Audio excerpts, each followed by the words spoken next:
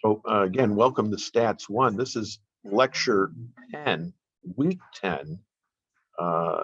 And what we're looking at is the tale of Quar. There is a problem. We are trying to, again, come up with some pricing profiles for a commodity that we use in our production process.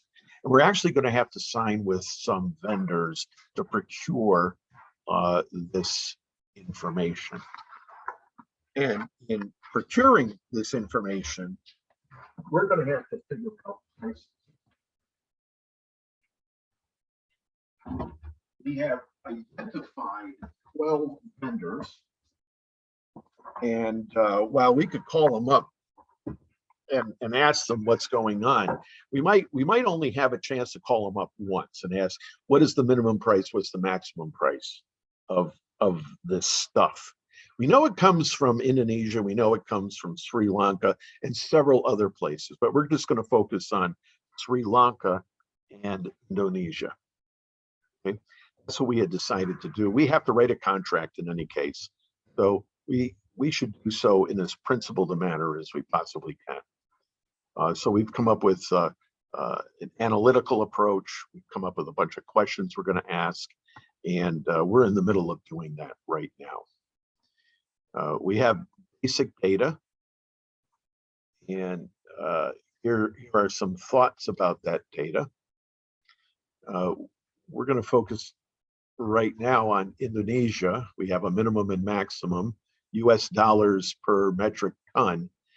And you remember what we were doing before. We are sampling prices a whole lot of times from 12 different vendors, one at a time. And we're doing it 10,000 times. It's like calling these folks up each 10,000 times. That's 120,000 times. Now, nobody's going to spend money on a phone bill to do that, and vendors will simply get annoyed. So we run to our robot machine here to pick up the pieces. So you see what's going on here. We have a minimum and a maximum.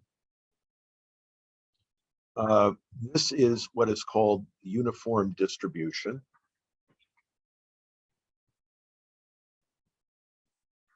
And it means that the probability is the same across all potential instances of prices. In this case, from $240 to $400 a metric ton.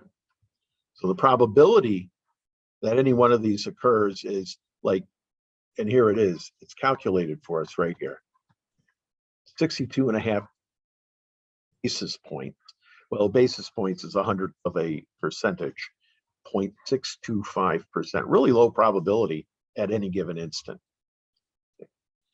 Does it surprise anybody, though, that the mean of this distribution is 320? Is that surprising? Out there in radio land? No? Okay. I don't think it's too surprising. I mean, everything is equally likely. Thus, everything should be about the middle. So if we just took the minimum A and the maximum B and divide it by 2, we would have the average.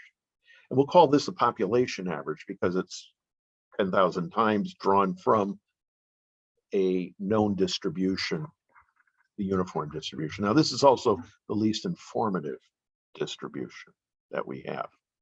Now, the other piece of this is, well, if that's the mean, what is its standard deviation? And we have this interesting formula over here. Right there, which says just take the difference, that's the range, high minus low, that's still 160, and divide it by the square root of 12. Why is it the square root of 12? Well, we can go look this up, but it comes from an integral, which nobody wants to calculate from a minimum of 240 to 400 of the probability. Okay, and this is going to be from 1/60th times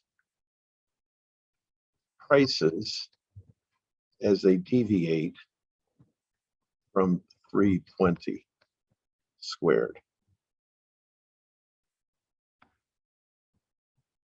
Oh, that's very nice, rainbow colors. Okay, that would be the thing we would have to calculate. But this is no different than doing a weighted average where that's the weight and summing it up. The weighted average of deviations of a price from the mean squared, deviation squared. Okay, and if you go through all of this, and instead of using 160 and 320 and using the A's and the B's, you end up with a variance which equals this. And it ends up marvelously being divided by, oh, not the square root of 12, by 12 itself. You take the square root of the whole thing and you get sigma equals the range divided by the square root of 12. There we go. Now we got it right. See? Now that's a property of uniform distribution that we all have to know. We got to know this. This is one of those distributions we really simply have to know, like sight reading. We don't have to think of the word the, or in French la, or in German die, or all these things mean the. You just know it. Okay, and this is a good one to know because this is a good back of the envelope type of distribution to be able to begin a study like we're doing here. So that's the first step. Okay, now if we calculate the population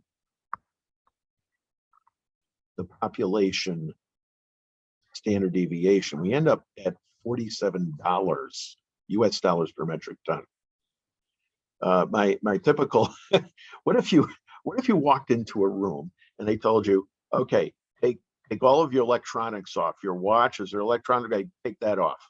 I want your cell phone, I want your laptop, and I want your, these are like 5 security guys telling you to do this. And we're going to lock them up here. You have the key. Now you may go into the room. I did 3 years of work with UN peacekeepers where that was the case. And so you had to go walking in, and sometimes I had to do things like calculate the square root of 12. What the heck is that? So you have to have some mental idea about how to do that. How are you all on doing interpolations? Okay, you're gonna have to help me with this. Okay, so we want to find out what number times itself. What number times itself will give us 12? So that's like B, C. Let me use a different color here. There we go. What number times itself gives us 12? C times C equals 12. What is C? So you start out with, well, what's the lowest, the least lowest, and the greatest upper around 12. Okay, so what number times itself will give a number below 12? Give me an exact one.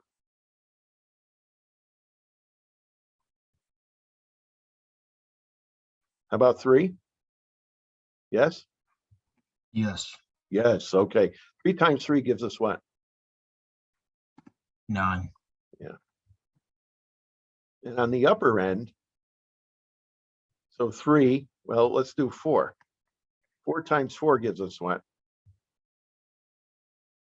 16. So 12 is somewhere in between 9 and 16. This is just an interpolation. And it's almost halfway up. I mean, halfway up would give us, well, 3.5, right? So try 3.4. Okay, and that will be for 12. And it's almost right. Now you can do the exact square root of 3.4 in a spreadsheet, but again, just using the gray matter and making the neurons fire here. This is a very simple way of beginning to think this way. Let Peter in. Okay, so 3.4 times 3.4 gives us what?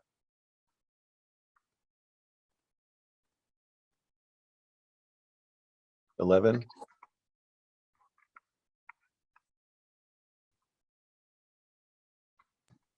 $11.56.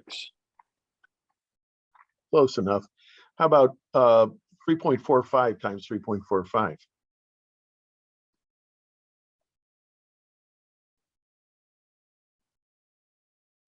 $11.90. We're closer, aren't we? So that's probably going to be good enough. I mean, you want exact, you can do exact, absolutely. Okay. So we have over here 160 divided by the square root of 12. 160 divided by 3.45. What are we going to get? 160 divided by 3.45 is 46.38 or 46.40. Close, right? We don't need real exact here. I mean, we just need to come close. The reason why I'm saying that is that we're doing a lot of simulations already. Okay, that's what we signed up for. Okay, so keep these two in mind: the 320 and the 4680. Almost, it's closer to 46 than it is 47. Look at the simulation now. We have 12. We have 12. Those are the vendors. That has nothing to do with that square root of 12, by the way. We could have had 5 vendors. Okay.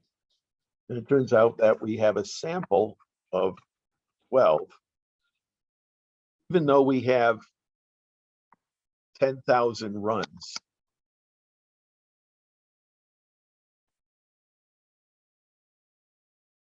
Okay, we have 10,000 runs of size 12 each. The size 12 feet. Okay, got it. And we're looking at 2 different series. They are independently being sampled. And we're looking at the correlation between the 2. Okay, the correlation between the 2 is going to turn out to be exactly what you would expect with independent samples. Absolutely exactly what you would expect when we come to it.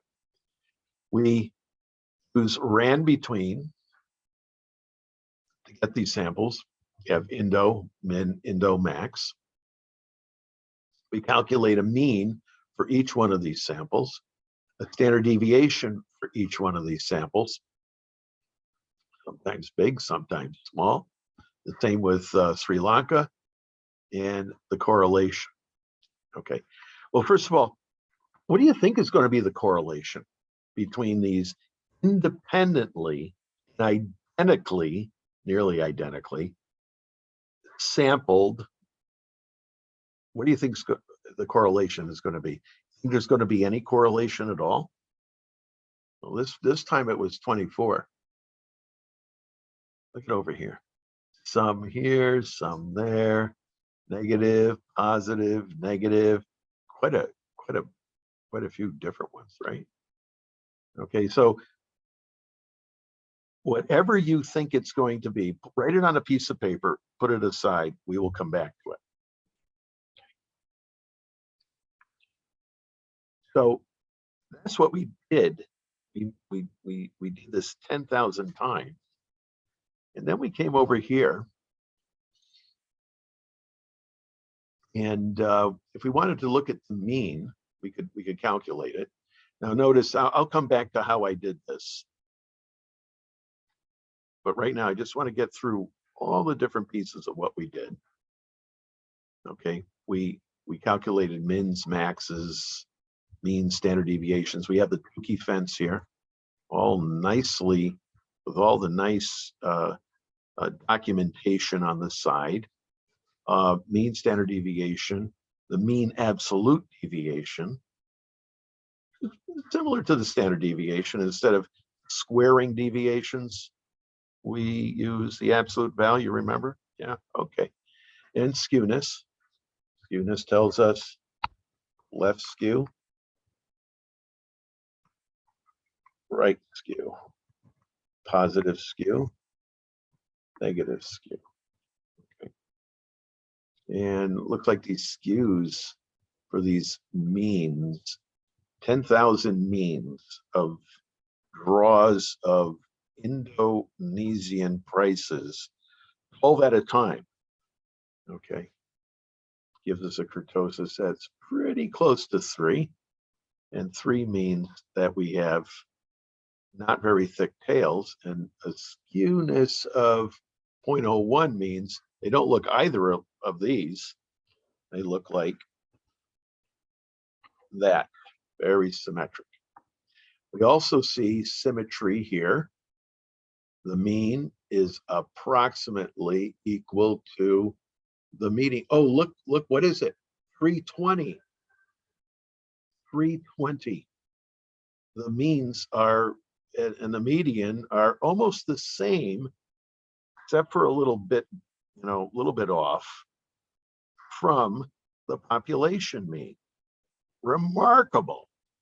Well, when we see results like this, we say that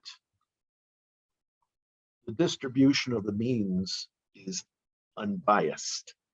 It's about equal or equal to, and arithmetically it would be, or algebraically it would be, equal to what we observe in the population. The population right now has been defined by us as a min to a max uniformly distributed. That was the population. There's a lot of fish in that sea, and we can pick up whatever we want whenever we want it, and it's all equally likely every time we pick something up. Or garbage in the sea. That's even better. All the garbage in the sea. There we go. Okay, so that's true. But look at this. What's happening here? I thought it was supposed to be like 46.38 or 9 or 40. 46. We're only getting 13. Okay. And there's a reason for that. And the main reason for this is a sample. This is because we're only drawing samples of 12. So what's happening is we have a population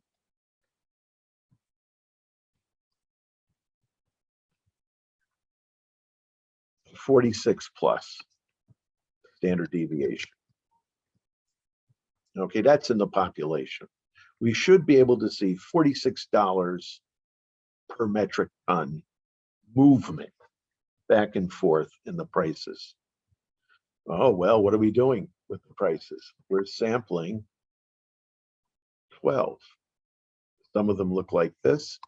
Some of the samples are off of this. Some are off like that, really big. Some are off like that. I bet we don't have a single sample that has a minimum and a maximum like the 46, like the population. I bet we don't have a single one. We're going to have a lot of samples. We're doing 10,000 samples with a min and a max that'll be far below the 260, 400 min and max of our samples from 12 vendors. We're going to have lots of much smaller samples. The question is, on average, how much smaller? So if we take 46 and divide it by the square root of the sample size, back to these square roots again. Oh, our sample size also happens to be 12. That's cool.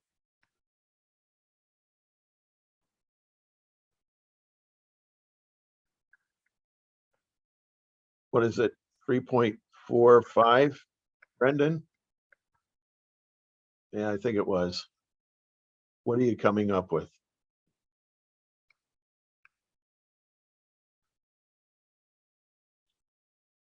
What's 46 divided by 3.45?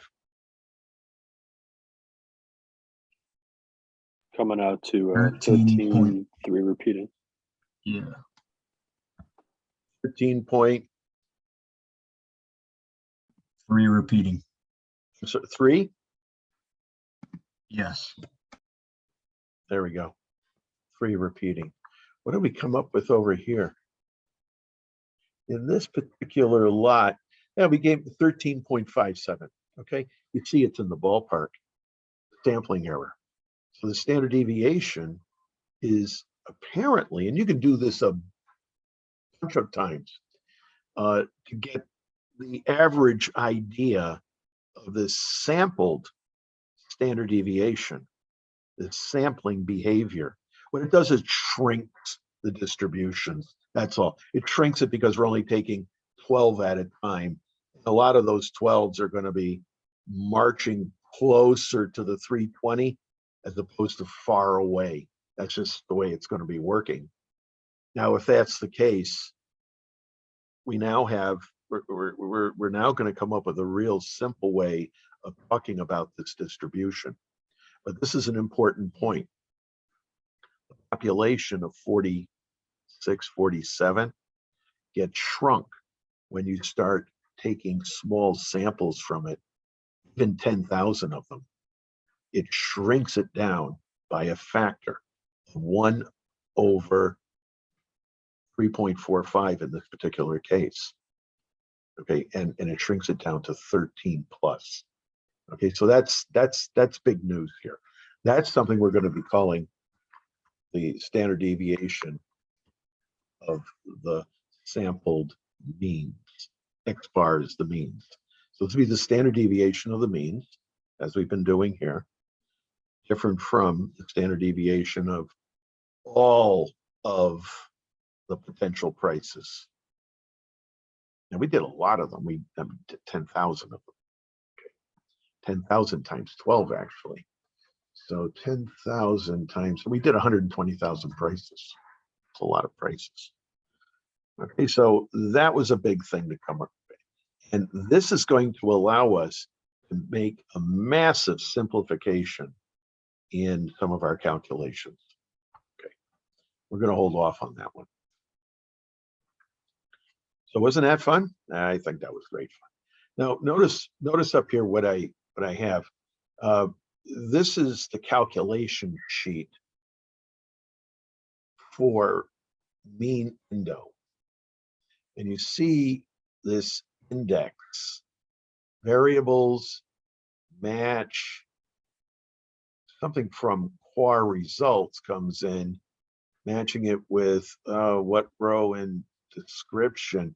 Well, a lot was going on there. Let me show you what's under that hood, but let's go to quar result.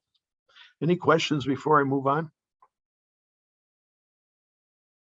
Isn't this, I was going to say we're doing simulations, and isn't it stimulating? Very good. So this is how a human being might want to look at it, as opposed to the robot underneath the hood. All right. I mean, we could call the gas control mechanism in a car, or the electric control mechanism in a car, an accelerator. Most people just call it a foot pedal. I mean, it all depends what the user wants to call it. Please change the electrical control mechanism in order to go faster. People don't talk that way. They talk like, depress or let up the accelerator. Same with the brake pedal. All right, that's what pedal meaning, something that the foot hits. Ped. But here the human being, of course, would probably say, what is the average? We know what that is. We're assuming they know what FOB is. I mean, they're in business. They should know what FOB is. It's in most accounting courses, free on board, Incoterms, okay. Indonesian. Well, we're talking about prices. And how do we know we're talking about prices? Well, over here it says core price simulation. And it also has the same name right here, average FOB. So we would have this, and we need it in a list box. Okay, this is again what the human being's looking at. Standard deviation, FOB. Well, that's an interesting one right there. And this course is not going to go into the distribution of standard deviations. You can see it looks fairly normal. It's always going to be positive, by the way. So all standard deviations are positive. Yeah, it looks pretty much, the mean of this looks pretty good. Yeah, it looks normal, very little skew, a little bit of skew, a little bit of skew. Okay, let's look at, so before I press this, the correlation of Indonesian and Sri Lankan. Okay, just shout out, how many think it's very negative between the two? Anybody? No takers? How about very positive?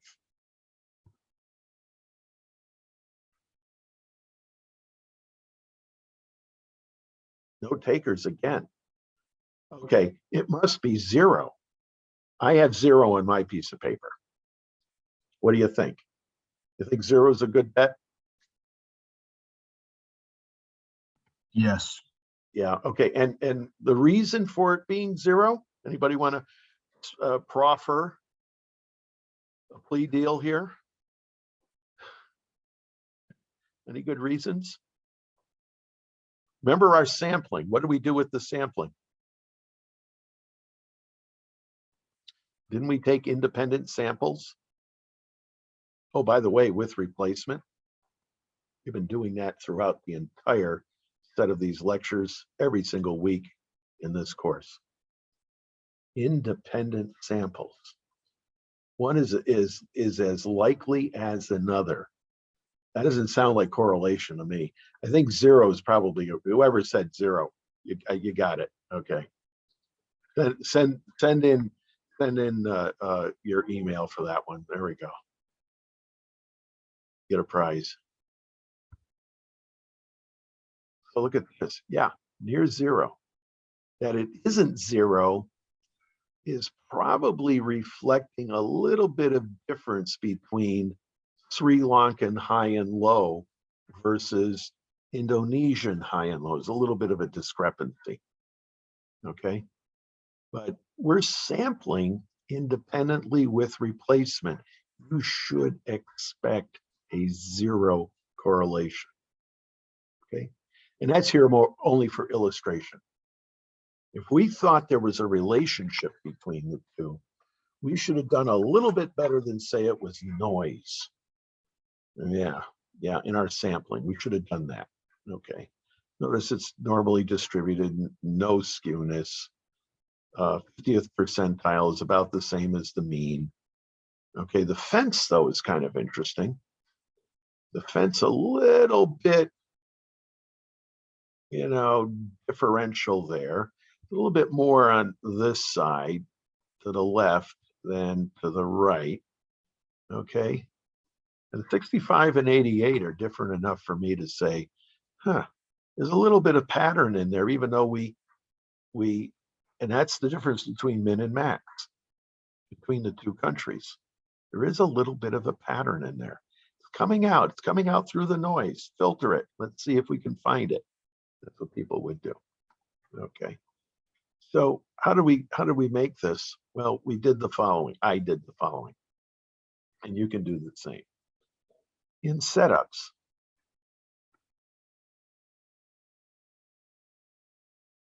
we have variables already. This is what the robot would see. Okay, this is what the robot knows. The robot knows it because it's looking over here at simulation. And here's what the robot knows. It knows that and that and that and that and that. It knows all of that. In setups, okay, this is the system view. Here's the human user view, actual names. Give me what it is. Okay. Gender BVF, and so on and so forth. Down here, we have FOB Indonesia, FOB Sri Lanka by itself. You know, we should look at that. We should look at that. Wait a second. We should look at that. You know why? I want to see something. You do too, don't you? Ah, the standard deviation is in the 40s. Okay, that's cool. We're sampling close to the theoretical population of 46. Okay, this is again sampling error. You do a similar one, and if you calculate Sri Lanka, you're going to be in the 30s. It's much less. And that's only due to the min and the max. Whatever the min and the max is of Sri Lanka, the difference, divide by square root of 12. You're going to get something very, very similar.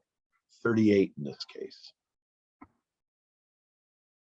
So what was the Indonesian one?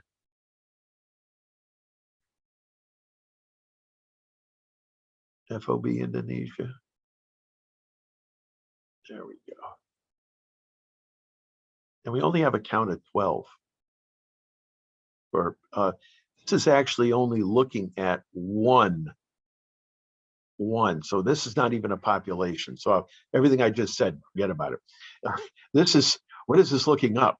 FOB Indonesia. What is that? Okay, FOB Indonesia. I am pretty sure. Oh, I know what it is. There we go. It's just looking this up. It's not looking at this 12. It's only looking at 12 at a time. That was the count. Okay, let's scratch everything. Okay, so that is this particular, that's all it is. Just this particular one. Look at this. That's the array it's looking at. That's RILK. Okay, very good. Done. Glad I got that out of my system. Back to this setup. Here is one list, which is called variables. And here's another list called description.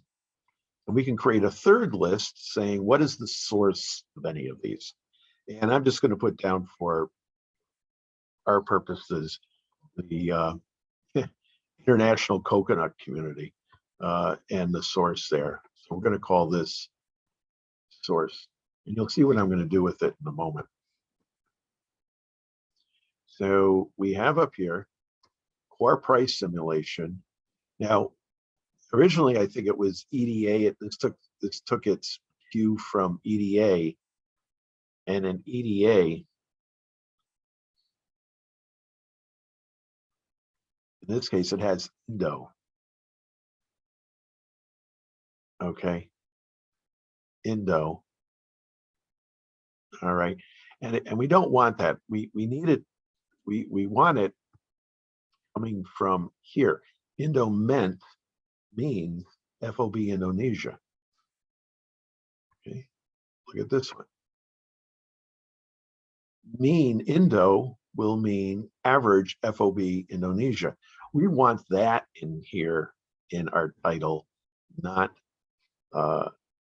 some strange robot oriented mean underscore Indo in there. We don't want that in there. Okay. So back to setups. In order to get that in there, we simply use core price simulations, :space, put it in with the double quotes for the string, use an ampersand to string it together, concatenate it with, chain it together with whatever is in core results N2. Okay, which happens to be the average FOB Indonesia. Okay, fine. So that part's fine. We got that done. Good, wonderful. Now, what about the rest of this? Let's see if we can make this out. EDA. Now, what drives EDA? EDA, if you remember, is driven by indirect of whatever the system is in here. Okay, whatever the system is. Now, if we had average FOB Indonesia in here, we can make that the indirect of this complex index variables match description inside each one of these. The better technique is to say, okay, call it what it is. And it's in mean Indo in this particular case. And let this apply across all of these calculations. Wonderful. Now, how do we get this? It's the index of variables. So search in variables. What variables look like?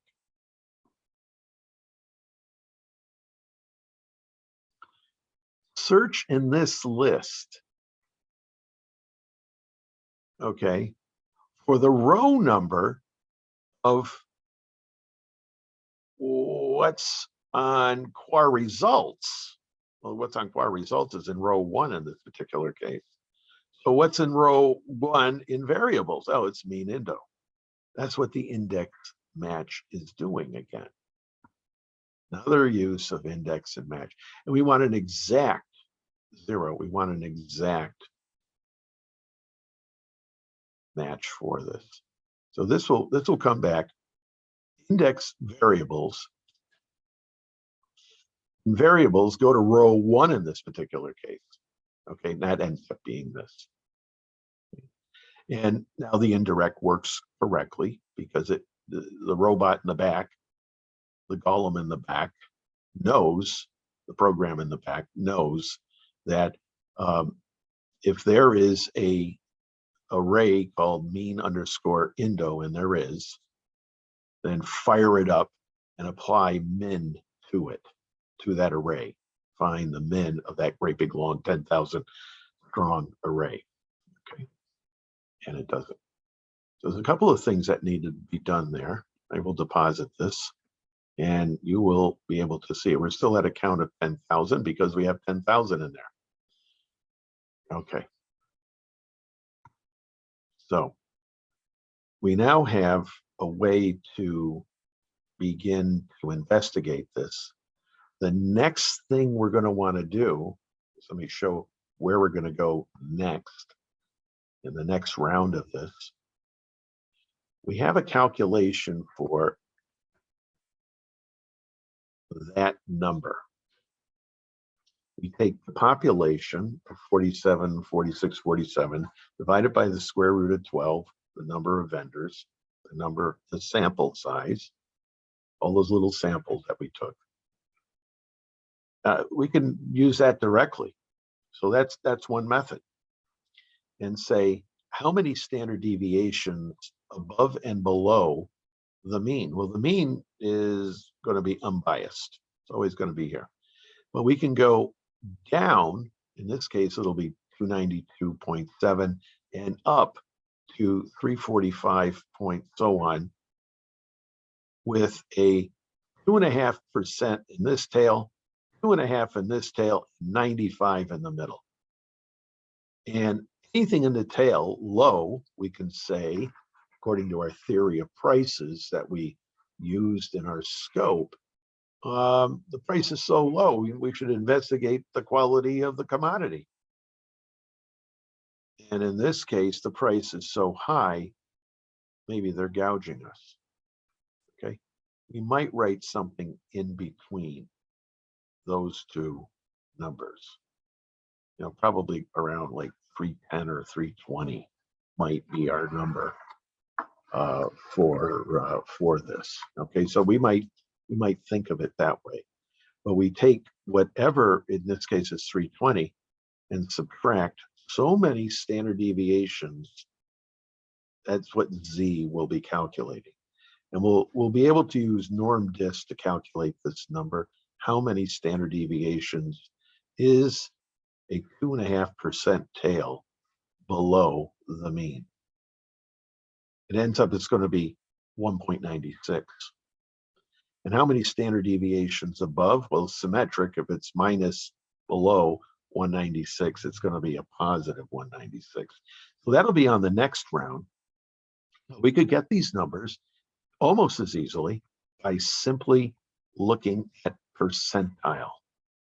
I mean, what is the percentile of the means? Just type this in. Percentile of mean Indo 0.025. Yeah, it's pretty close. 293, 292. They're close because, I mean, this isn't going to be exact because it is simulated. We could just as easily look at it at the 97.5. And that's why we did all that OGIVE work earlier on. 97.5. 345. Oh, it's almost right on. It's almost 346. Oh, it's 346. That's off by a buck. And by the way, that it's off by $1 is not going to make a big difference for us. Not the big decision point. If it was off by $40 or $50, yeah, I would say we'd have a problem with our simulation. So we got Tukey.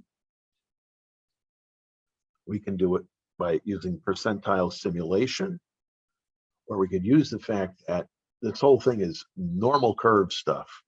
We could use this thing that we'll call a z-score that we had looked at before, how many standard deviations, and the OGIVE in order to look at our largest and lowest tolerable price.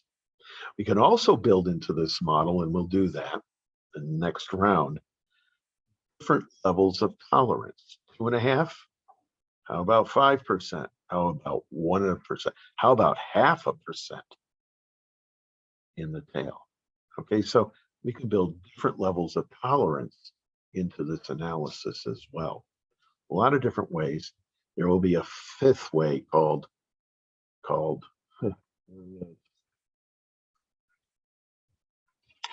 Chevy Chev. There we go, Chevy Chev. That'll be also. So stay tuned for that. So I want to thank you for your kind attention. I'm going to return us to our normally scheduled programming here.